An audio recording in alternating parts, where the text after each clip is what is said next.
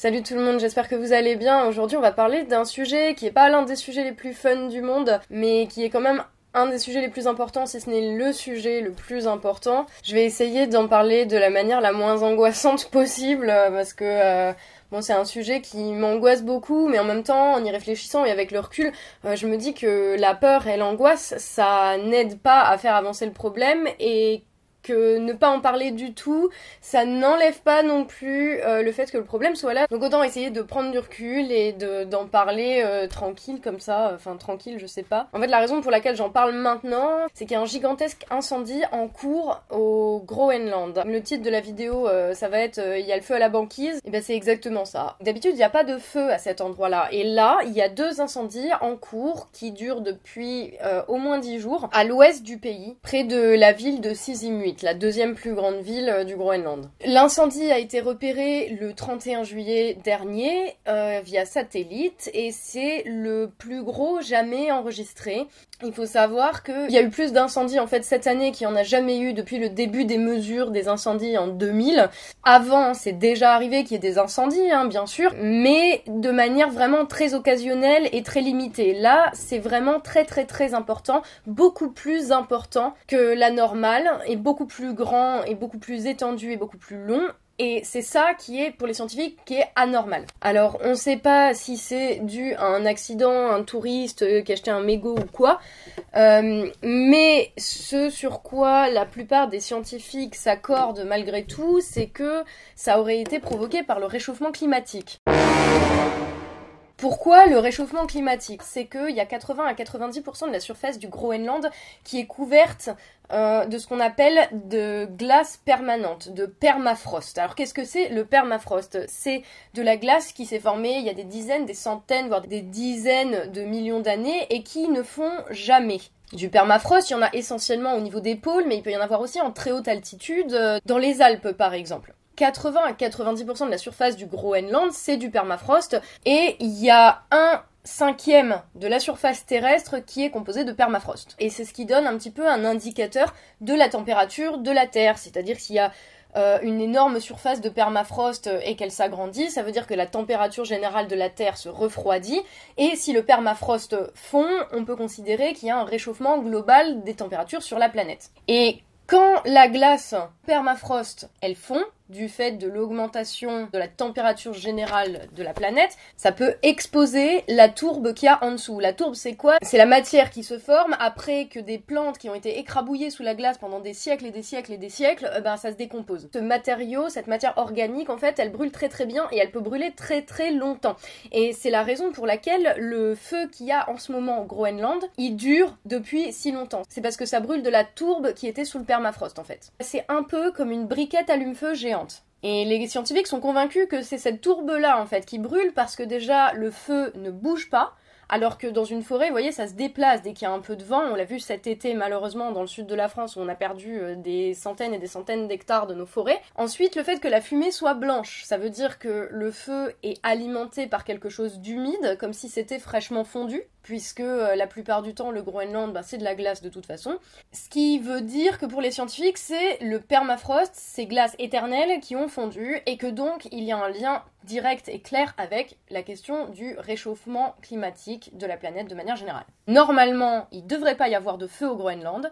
S'il y a du feu, c'est parce qu'il y a quelque chose qui brûle, c'est parce qu'il y a du combustible, et s'il y a du combustible, eh bien c'est parce que le permafrost a fondu. Et le truc, c'est que la fonte du permafrost peut créer une réaction en chaîne qui pourrait encore aggraver le problème du réchauffement climatique. La glace, c'est pas un truc qui est plein, c'est plein de petits cristaux les uns à côté des autres, avec des trous au milieu, et il y a de l'air entre les particules de glace. Et ces bulles d'air, elles sont emprisonnées dans la glace depuis des dizaines et des dizaines de milliers d'années, et elles contiennent en fait des gaz de CO2, de méthane, donc des gaz à effet de serre qui risquent d'augmenter encore l'effet de serre. Et le truc, c'est que si la glace, elle fond, il n'y a pas seulement l'eau en fait qui est libérée, qui va s'écouler et qui va devenir liquide, il y a aussi toutes les particules de dioxyde de carbone et de méthane qui vont être lâchées dans l'atmosphère. Et on sait à l'heure actuelle que c'est essentiellement le dioxyde de carbone et le méthane qui sont responsables de la montée des températures du globe. Ça pourrait multiplier les effets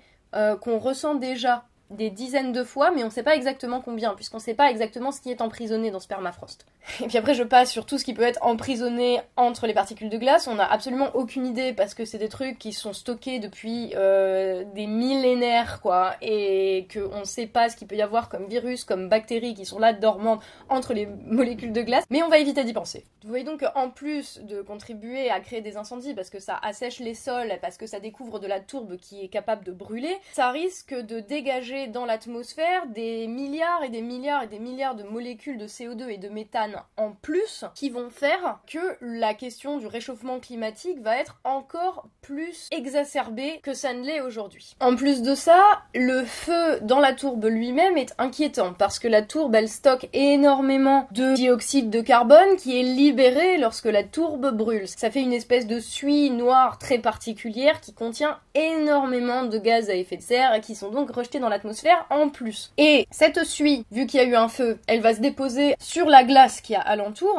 et comme c'est noir, ça absorbe beaucoup plus la chaleur. Je sais pas si vous avez déjà mis un t-shirt noir quand il fait 30 degrés ou 40 degrés dehors, mais on voit la différence avec quand vous mettez un vêtement clair. C'est parce que toutes les couleurs sombres en fait absorbent beaucoup plus la chaleur que les vêtements clairs. Donc vous voyez bien que un dépôt sombre sur une surface qui était jusqu'alors très blanche et très réfléchissante et qui donc renvoyait très très loin la lumière et la chaleur, là, elle risque de l'absorber et donc ça risque de faire encore plus fondre le permafrost et donc de créer encore toutes ces réactions en chaîne dont je viens juste de parler. Et encore, je ne vous ai pas donné tout le résultat de ce que j'ai recherché parce que c'est impossible en fait. Et c'est des choses qui sont impossibles à prévoir. Et d'après donc les scientifiques qui étudient cette question, la présence du feu, ça veut dire que le permafrost fond beaucoup plus vite, beaucoup plus rapidement que ce que les scientifiques avaient prédit. Ils avaient prédit que le permafrost fondrait à la vitesse à laquelle on l'observe maintenant, que ça fondrait comme ça d'ici la fin du siècle. Or là, on est en 2017. Du coup, la question, c'est toujours la même, c'est qu'est-ce qu'on fait ? Sauf que il faut aussi se poser la question de savoir qui fait et qui doit faire. J'ai déjà expliqué dans une précédente vidéo que je considérais les gros industriels et les États beaucoup plus responsables en fait des problèmes de la planète que les individus à leur échelle individuelle. Même si je ne rejette pas l'idée d'agir individuellement pour protéger la planète, je pense que au vu de ce que dégagent les grosses boîtes, notamment les grosses boîtes pétrolières, en termes de gaz qui contribuent à l'effet de serre et au réchauffement climatique, je pense que effectivement, c'est pas en prenant ton vélo pour aller bosser plutôt que ta bagnole que ça va régler les choses. Mais du coup, j'estime que effectivement, les solutions, elles doivent être avant tout politiques, parce que une grosse boîte qui a investi énormément, par exemple, dans le pétrole, et ben du jour au lendemain, elle va pas décider d'arrêter de produire et de vendre du pétrole, par exemple, juste pour sauver la planète, alors que ça va lui faire perdre max de thunes. Et de toute façon, en tant que citoyen, les leviers qu'on a, ils sont beaucoup plus politiques, ou en tout cas, on a plus de moyens de faire pression sur le politique et sur les décisions politiques que sur les pratiques des grosses boîtes, en fait, tout simplement. Parce que c'est au niveau politique, institutionnel, entre guillemets, lui-même, qu'on peut faire pression sur les grosses entreprises, et pas juste au niveau individuel. En tout cas, là, pour le moment, c'est encore l'État qui a les moyens de pressuriser les grosses boîtes qui contribuent en grande majorité à l'effet de serre et qui sont la plupart responsables principales du réchauffement climatique qu'on est en train de vivre aujourd'hui. Et du coup, ça, ils en sont bien conscients, puisque justement, ils nous bassinent avec des discours sur l'écologie. Tous les ans, ils font des grandes conférences sur le climat. On en a eu une chez nous, en France, à Paris, à la fin de l'année passée. Et où, en fait, en gros, ils se mettent juste d'accord sur des objectifs, mais il n'y a pas vraiment de solutions qui sont données pour réussir à atteindre ces objectifs, en fait. Parce que c'est beaucoup plus facile de mettre une target en disant on va limiter le réchauffement à 2 degrés, mais on te dit pas comment, surtout pas. que de se donner les moyens de le faire effectivement. Et pourquoi ils ne se mettent pas d'accord sur des solutions concrètes? Tout simplement parce que du coup, ça va à l'encontre du système de valeurs dans lequel on vit, où la liberté du marché, la liberté économique, la liberté pour les grosses boîtes de faire exactement ce qu'elles veulent, de prendre les ressources qu'elles veulent et de nous vendre exactement ce qu'elles veulent quand elles veulent, elle est plus importante que tout le reste. En fait, tout le reste dans le système dans lequel on est, tout le reste passe après ça. Nos États vont compter sur la bonne volonté de ces entreprises à faire des efforts, mais ils ne voudront pas, parce qu'ils sont idéologiquement orientés, pour favoriser justement ces entreprises-là, en disant elles créent de l'emploi, elles créent de la croissance économique, etc. Ils ne voudront pas entraver leur liberté en leur imposant par la loi des choses qui permettraient effectivement de limiter le réchauffement climatique. Et du coup, ils font toujours des beaux discours, hein. Il y a encore eu un discours qui a eu beaucoup d'écho récemment cet été, quand les États-Unis se sont retirés des accords de Paris sur le climat, et que Macron a fait un discours magnifique sur l'écologie qui a été approuvé par tout le monde de manière ultra consensuelle. Mais le truc, c'est que les actes derrière, ils correspondent pas du tout. Donc Macron peut mettre Trump en PLS et nommer Nicolas Hulot au ministère de l'écologie, c'est vachement bien, c'est des super bons coups de communication. Mais par contre, derrière, il n'y a pas de mesures effectives qui permettraient de limiter justement le pouvoir des grosses boîtes qui polluent le plus et qui contribuent le plus à l'effet de serre, en les tenant par ce à quoi elles tiennent le plus, à savoir l'argent. Et je pense à un truc, mais je sais pas, après c'est peut-être une idée complètement pourrie, mais j'essaye de donner des idées. Arrêter de subventionner avec les sous du contribuable des réductions d'impôts pour les très grosses sociétés, comme Total par exemple, qui contribuent directement à l'effet de serre. Parce que Total, par exemple, fait partie de la liste des 100 entreprises qui ont contribué à elles seules à 70% du réchauffement climatique depuis 1988. Et en faisant ça, en disant il n'y a plus un centime de nos impôts à nous qui va se transférer par des réductions d'impôts aux grosses sociétés à des entreprises comme ça, tant que vous ne répondez pas à des critères écologiques, responsables, protecteurs de l'environnement. Je sais pas, déjà ça peut être une idée un peu à la con comme ça. Après oui, qu'est-ce qu'on fait aussi sur les entreprises qui sont pas françaises? Parce que, par exemple, l'entreprise qui est numéro 1 dans le top 100 des entreprises qui ont le plus contribué à l'effet de serre dans les 30 dernières années, c'est la Saudi Arabian Oil Company, donc une boîte saoudienne d'exportation de pétrole. Effectivement, qu'est-ce qu'on fait pour ces boîtes-là? Comment on a des moyens de pression? Alors ce serait facile de dire on arrête de leur acheter du pétrole, hein, parce que c'est aussi le plus gros fournisseur des importations françaises de pétrole. Ça serait facile de dire on arrête de leur acheter du pétrole, sauf que la question de l'utilisation du pétrole en France, elle se pose aussi. Qu'est-ce qu'on fait si on décide de sortir de tout ce qui a besoin de pétrole pour être fabriqué ou pour fonctionner? Enfin, c'est vraiment des questions qui sont très compliquées et auxquelles on pourrait s'atteler. Parce que par exemple, s'il n'y a plus de pétrole, il n'y a plus de plastique. Ça serait peut-être pas plus mal, vous me direz, mais en tout cas, il va bien falloir trouver d'autres moyens de compenser ça. S'il n'y a plus de pétrole, il va falloir sérieusement développer toutes les autres énergies qui permettent qu'on se chauffe, qu'on allume la lumière quand on veut, etc. C'est utile aussi pour les approvisionnements en eau potable, le pétrole. Donc il y a tout un ensemble de pans de la société auxquels on pense même pas, qui sont pas juste, effectivement, les bagnoles, qui sont liées au pétrole. Donc, en plus de faire pression économiquement sur les grosses boîtes, il faudrait peut-être carrément songer à changer de direction en termes de production et de consommation, mais au niveau politique, pas au niveau individuel. Tu peux pas dire, toi, au niveau individuel, je vais arrêter d'acheter du pétrole.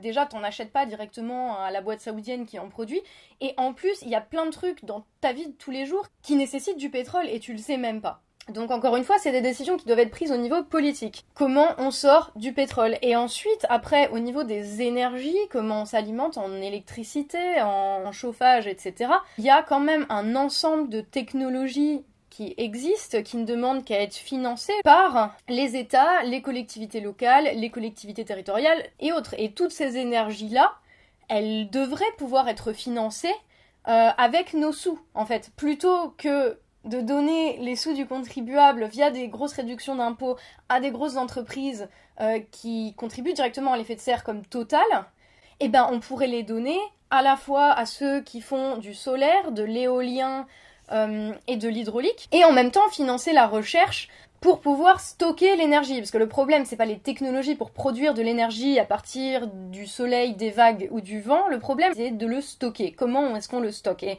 c'est vrai qu'on n'a pas encore vraiment les compétences pour stocker tout ça. Du coup, voilà, financer à la fois la production d'énergie qui sont beaucoup plus respectueuses de l'environnement et la recherche qui va permettre de la rendre beaucoup plus efficace, qui va permettre au fur et à mesure que ce soit la tendance générale et pas juste des trucs qui coûtent vachement cher pour tout le monde. Après, il y a aussi les boîtes qui contribuent de manière indirecte au réchauffement climatique. Et ça, qu'est-ce qu'on fait avec? Parce que, par exemple, il y a énormément de grosses entreprises qui, au niveau mondial, contribuent à la déforestation. La déforestation, le réchauffement climatique, vous me direz, quel est le rapport? La majorité de l'oxygène que nous on respire, en fait ça vient des arbres, c'est-à-dire que les arbres, ils ont un mécanisme de fonctionnement qui s'appelle la photosynthèse, qui fait qu'ils transforment le dioxyde de carbone, donc un gaz à effet de serre qui n'est pas vraiment respirable pour nous, en oxygène, ce qui permet d'alimenter en oxygène la Terre et de garder une sorte d'équilibre et d'harmonie et qui fait qu'on peut continuer à respirer tous les jours. Et il y a un certain nombre de grosses boîtes, vous pouvez aller voir la liste, je mets les sources en dessous, mais il y a Ikea, il y a Nestlé, il y a Volkswagen, enfin juste pour donner quelques exemples. Mais vous voyez, c'est quand même des boîtes qui sont énormes, et ces boîtes-là, en fait, elles contribuent à enlever des arbres à la planète, ce qui, effectivement, ça n'a pas d'impact direct sur l'effet de serre, c'est-à-dire qu'ils ne dégagent pas des milliards de tonnes de dioxyde de carbone et de méthane dans l'atmosphère, mais ils enlèvent les moyens à la planète de régénérer ce dioxyde de carbone qui est déjà beaucoup trop élevé en oxygène. Du coup, ces boîtes-là, qu'est-ce qu'on en fait? Pareil, pourquoi est-ce qu'il faudrait donner des réductions d'impôts à ces grosses boîtes qui viennent s'installer là? Pourquoi est-ce que nos politiques ne font pas ça? Par exemple, de dire « Vous êtes une entreprise qui contribue à tuer la planète, donc... tout simplement, en fait, on peut pas vous laisser pratiquer dans notre pays, sur notre planète, en fait. Mais on peut pas vous laisser vous installer ici, sachant que vous aggravez les conditions dans lesquelles on vit et que vous contribuez à limite l'apocalypse, parce qu'on sait pas du tout ce qui va se passer avec le réchauffement climatique. Donc en leur disant, mais par contre, si vous remplissez les conditions, vous arrêtez de couper des arbres, de dégager je sais pas quel produit toxique, de déverser teinture et de produits chimiques dans la nature, etc.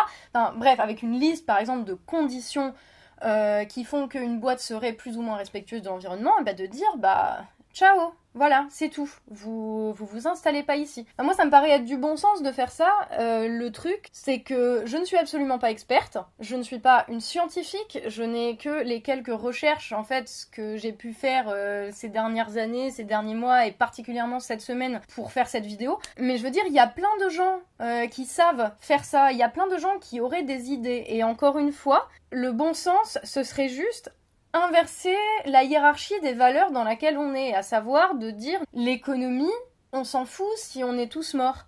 Il faudrait arrêter de filer plein de sous à ces boîtes sous forme de réduction d'impôts notamment et de financement et de bonus et de machin, sous prétexte qu'elles créent de l'emploi, alors que s'il n'y a plus de planète, il n'y aura plus d'emploi de toute façon. Enfin bon, après voilà, c'est mon avis, j'en sais rien, il y a plein de trucs que j'ai pas du tout évoqués. Je n'ai pas les connaissances scientifiques pour vous dire exactement ce qu'il faudrait faire, ce n'est pas mon job. Simplement, j'ai quand même l'impression que au niveau politique, il y a plein de choses qui pourraient être faites, mais pour ça, peut-être qu'il faudrait que nos politiques aient plus le courage d'agir que de parler en fait. Et c'est leur boulot. C'est pour ça qu'ils sont payés, c'est pour ça qu'ils sont élus. Il arrive un moment, mais ça serait bien qu'ils fassent vraiment quelque chose, quoi. Et puis, si tu mets plein de scientifiques sur le coup pour développer en disant mais c'est urgent, maintenant il faut qu'on trouve d'autres manières de fonctionner, d'autres manières de faire, il faut qu'on construise un autre système, ça crée aussi plein d'emplois, et c'est des emplois qui ont un sens, qui vont nous permettre de vivre mieux. Enfin, en fait, je vois même pas où est le problème, quoi. Parce que on va nous dire quoi, qu'il y a pas de sous, mais pourquoi il y a des sous pour filer à des gros milliardaires qui sont déjà pétés de thunes? Il y a des sous pour certains trucs, donc il devrait y avoir des sous pour le truc qui est essentiel et qui relève du bon sens, à savoir préserver la vie et préserver la planète dans laquelle on vit, quoi. Bon voilà, c'était juste quelques petites réflexions là-dessus, sur ce que les politiques pourraient faire. J'espère qu'il y en a qui verront cette vidéo et qui auront envie de s'en inspirer. Si on n'essaye pas d'avancer, si on n'essaye pas d'inventer, effectivement, on n'y arrivera pas, hein. La seule manière d'être sûr du résultat, c'est de pas essayer. Et là, je pense que... Enfin, c'est un sujet qui est trop important pour que on le foute sous le tapis pendant encore 1, 2, 10, 20 ans, en se disant que de toute façon c'est trop compliqué et qu'on le résoudra pas. Enfin, toutes les fois où j'ai été confrontée à des situations où j'avais peur de m'y attaquer, en me disant que c'était trop compliqué pour moi, en fait, le pire, c'était surtout la peur de m'y confronter. Le pire, c'était surtout de me dire que j'allais pas y arriver avant même d'avoir essayé. Et moi, je pense qu'on perd rien à essayer et que nos politiques ne perdraient rien à essayer ça, et même peut-être qu'ils gagneraient notre respect un petit peu. Enfin voilà, c'était juste mon avis là sur la question. Je prétends pas avoir toutes les réponses, évidemment. N'hésitez pas à partager les vôtres dans les commentaires, et peut-être qu'il y a des gens qui vont le lire, et si vous êtes expert sur ce sujet, ou si vous l'êtes pas, mais que vous avez lu et que vous vous êtes documenté, n'hésitez pas à partager tout ça, parce que je suis convaincue que c'est comme ça qu'on va réussir à avancer, qu'il y a peut-être un moment où il faut qu'on en parle ensemble. Si vous avez étudié le sujet du changement climatique et que vous avez de la littérature scientifique à me recommander aussi, tout est bienvenu dans les commentaires. En tout cas, tout ce qui se veut positif et constructif, comme d'habitude.